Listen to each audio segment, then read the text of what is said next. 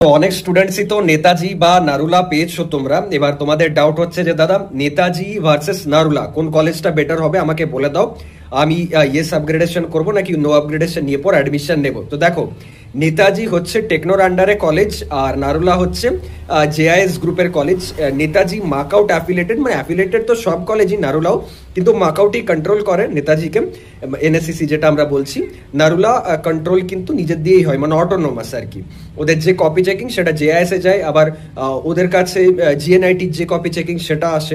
তো এরকম ভাবে নিজেদের মধ্যেই আর কি সার্কুলেট হয়।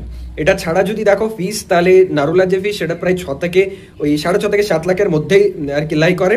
আর নেতাজির ফিস হচ্ছে 7,65,000 টাকা। যদি প্লেসমেন্ট দেখি তো নারুলা আগের থেকে অনেক প্লেসমেন্টে গ্রো করেছে লাস্ট 1-2 বছরে। নেতাজি আগে খুব ভালো ছিল, লাস্ট 1-2 বছর ধরে সেরকম কোনো প্লেসমেন্ট ডেটা এক্সপোজ করেনি। কোর যদি বলি তাহলে কোরের যা প্লেসমেন্ট সেটা টেকনোর কোনো কলেজেই সেরকম আমার মনে হয় না like up to the mark. Narula একটু ডেভেলপড সেই দিক দিয়ে দেখতে গেলে। তো ওভারঅল লোকেশন কলকাতা, এনএসসিসি একদম লাস্ট পজিশনে পড়ে নিউ গড়িয়া, সেই তুলনায় নারুলা যেটা সেটা আগরপাড়া, আউট অফ কলকাতা বলতে পারো, বাট লোকেশন যথেষ্ট সুন্দর। তো এটা হয়ে গেল ওভারঅল আর কি ডিফারেন্সেস। এবার তোমার কোন কলেজটা টার্গেট, তুমি নারুলা ভার্সেস নেতাজিতে কোনটাকে বেশি প্রায়োরিটি দিচ্ছ সেটা কমেন্ট করে জানাও। আর নেক্সট কোন দুটো কলেজের কম্প্যারিজন চাও সেটা কমেন্ট করো, আমি তার উপরও ভিডিওস আপলোড করে দেবো ডিটেলসে। থ্যাংকস এভরিওয়ান, দেখা হচ্ছে নেক্সট ভিডিওতে।